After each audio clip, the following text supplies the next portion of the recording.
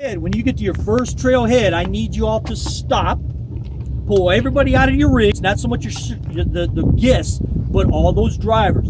Y'all do a quick 5-minute brief with them. Give them just a quick little safety brief, nothing in depth, nothing crazy. Then you need to ask the question of who has a CB. Find somebody in there has a CB, and that becomes your tail gunner. Okay? That's how we got away with doing less trail guys and tail gunners than we have in the past. We're going to pull from the group in there. So now they become your tail gunner. Everybody else runs whatever freak you're assigned. In your packet, if you're either a wild or mild, it will tell you are group whatever, and your CB is this channel. Okay, that is the channel for your group. 2 people will be roaming the park. That is myself and Mike. We both will have medics with us. At the 3 recovery areas, we'll have a medic. We'll be roaming to assist on getting rigs off of the trail. Or if we need to get a medic there before, we can get a dispatched recovery team. All right, so now you've done your briefing, you got your trail, your tail, and you just run the trails in that order. When you get ready to get on the trail, I need you to call the tower. Mike right here is going to be running the tower. All right, so tower, this is trail team 1, fixing to go into wet and wild. He will have a sheet up there, just like we call it a battle board, and he'll track it. Check, they're in trail team 1. When you come, or you're in wet and wild. When you come out of wet and wild, he marks you out, you're clear. And then that way he just keeps everything. We know where everybody's at. Because let's say we have a problem in the middle of wet and wild. You call up, hey, tower, this is trail team 1, and we got one broke in the middle. You might want to hold him up. That's where he comes into play. So now Ray is fixing to drop into wet and wild. Tower, this is team 2 fixing to go into wet and wild. Oh, hold up, team 2. We got a problem in the middle. So can you hold him there for about 5 minutes or so? And we're talking. Everybody's talking. I know we don't get big cluster down in the middle of a trail. Okay? If you have a rig breakdown, then the procedure will be you call the tower. Tower, so-and-so, I got a 4-door rig with 3 passengers broke down in wet and wild. Tower, got you. You drive on. You keep that team moving. He will turn around and call. We have 3 recovery teams going to be stationed out here with like 5 or 6 rigs per. He will look at the map and say, oh, wet and wild. Hey, that's closest to John. Recovery team 2, I need you to send one 4-door rig down to middle wet and wild and recover 4 passengers. I don't care about the rig. 4 passengers. He goes down there, gets those 4 passengers, takes them back to area A, and then comes back to his assigned team. That rig that is broke will be mine and Mike's responsibility to try to get down there, take a look, and see if we can get him recovered and off the trail. Now, if it's just a quick 2-3 minute fix it and move on. All right? But if it's going to be a prolonged 5-10 minutes, you can't stay there because we got more rigs coming right behind you. All right? It's not that I don't want to. We just don't have the time or the luxury to do that. We're going to have these soldiers on the trails from roughly noon to about 4:30. So we only got like 4 hours with these guys. All right? They have to be back down in area A by about 4:45 for dinner. Okay? So that 20 minutes wasting right there is not only going to be 20 minutes of yours, it's going to be the next team behind you and the next team and the next team. It's just a big domino effect. Okay? So everybody tracking how we're doing this. Also on this sheet I'm going to give you is your start point. Yes. Now, if we have a rig breakdown, if we have enough room in the group to reseat them. Yes, that's fine. I have no problem with that. Get the broke rig off to the side. I have no problem with that. Get them off the trail or just relocate them into your rig. Still call the tower, let them know what happened. We'll get me and Mike down there to get that, see if we can get that rig off the trail. Now let's say I got and it's happened in the past. Let's say I have a family of 2 or 3 or whatever in my rig, and I'm bouncing down the trail, and 15 minutes into this, they say, dude, I'm done. This is not what I signed up for. I am through. It is the driver's responsibility to take those passengers back to area A. They are not to call for recovery to get them back. It is that driver's responsibility, okay? So, as the trail guide, I got 3 or 4. Rebecca's my trail guide. Hey, Rebecca, they're done. I need to take them back. Okay, got you. Mike, go ahead and take them back. You call the tower. Tower, hey, I got one rig leaving. He is taking however many passengers back. Got it. And we've got it. So that way we know nobody left on the trails. Okay?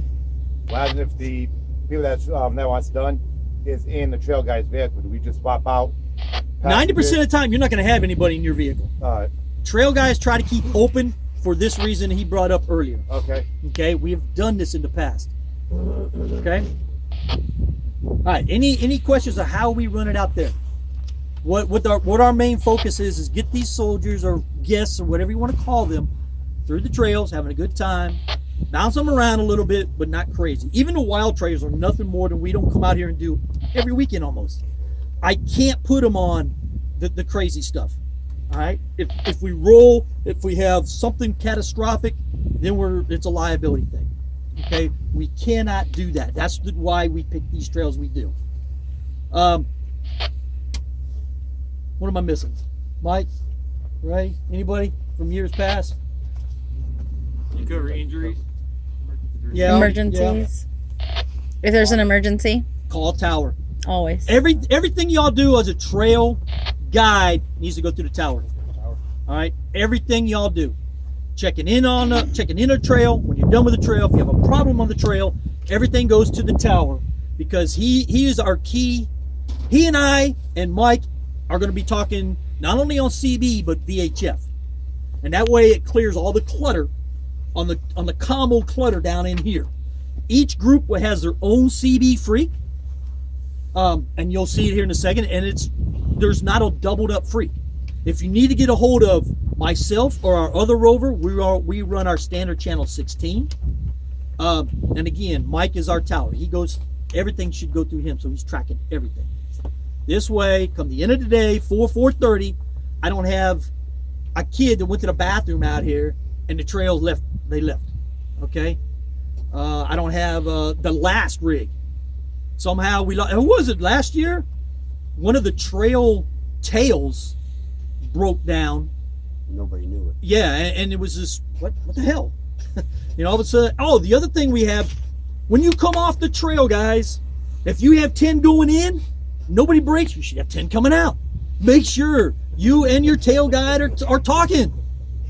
All right, it has happened. Yeah, I'm telling y'all, it happens. They disappeared and I had no idea where they went. They never told me they were going back. They just stop and count. Once you get off that Hopefully trail, we don't have a trail guide breakdown this year. Try to- We It did last happens. year. try to keep your CB channel clear so it's only you and your gunner talking. Well, I mean, let All the them other. other people, they can chat a little bit, but don't let them take over the channel. Yeah, I'm granted. Everybody likes to play and have a good time, and I got that. Basically, Saturday is a work day for all of us. All right, thinking of it like that.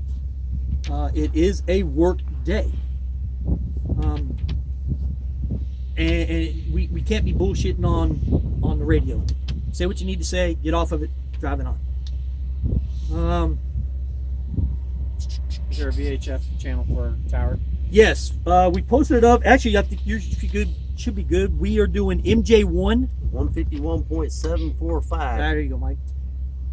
Okay, you got that? Everybody got it? Mike should be able to hear everybody from up there too. So He doesn't have it going on right now. That will be our repeater freak. Come the actual event. That Friday prior to the event, we're doing final combo checks. We're doing. We're gonna go around. We're gonna set out trail flags or trail signs at each trailhead, so you can see that.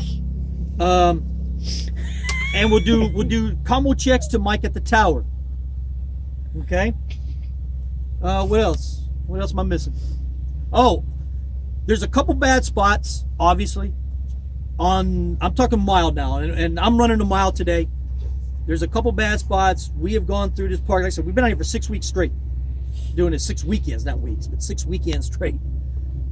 We think we've got everything figured out. We will have spotters on the North Pole. There's that little, if y'all weren't run the mile, the drop right there in the North Pole. It's probably, it's the only hard drop there is. We will have 2 people there with recovery straps. So you as a trail guide don't even have to get out your rig to help spot through. We have people there. There's the other hard little spot is at the corner of Greenhorn and Feeder Creek Road. You're gonna have to climb out, and there's a bunch of rocks, but it's easy if you stay to the right. We have 2 people that's gonna be there. On the wild side, we're gonna have somebody posted on the top of Jody's Revenge with the strap, just in case, that somebody needs to be strapped up right there. Who here's a wild trail guide? Doug, I know you guys, all right. On Jody's Revenge, when you get to the tower, 2 things, really, the only thing we changed from last year, to get to the tower, you go up Jody's. Now you can either go up the face of it or the 2 trails off to the right. It's up to you. But you go up that way, you come up, do their little picture, nicey nice thing. When you come down, you're actually coming down. You know the only big tree that's up there, everybody likes to get around and eat lunch? Yeah. All right, there's the trail that leads down, like you're going to the penthouse. Mm-hmm. That's the trail you come down. Come down now. Because I got mild coming and going to the tower on that main road. Okay. All right, and that's how we alleviate. Last year we had a problem with the mild trying to get to the tower and the wild trying to do the same route, coming down. I think we all went down and then Yes, up the same yes. one. So what we're gonna do is y'all go up and then come down by that tree, and that's the only way up and down to down. That's the ones on the opposite side of Wildcat. Yes, On this side of the mountain. yes, and we'll hit it. You'll go to there today, just so everybody sees it. On the mild, there's a couple spots that when we stop today, I'll stop and I'll point it out what we're gonna have, what's going on, so you can see. It's not really confusing, but it's easier if I show you. Okay. Do what we else? know how the coordination is going to work at the very beginning when the What do you rigs are coming in and lining up? Yes. How it's worked in the past, and it's going to work the same way this year, is, and we're going to need y'all's help, and the Coast Guard guys usually help us most of the time, is as they check in. Now, we can suggest a guy brings a stock, brand new rig, paper plates, and he wants to run on the wild. I can't tell him he can't. All right, that's his rig. He wants to get up there and tear it up. That's his rig. All right, I can suggest. You might want to think about going over there.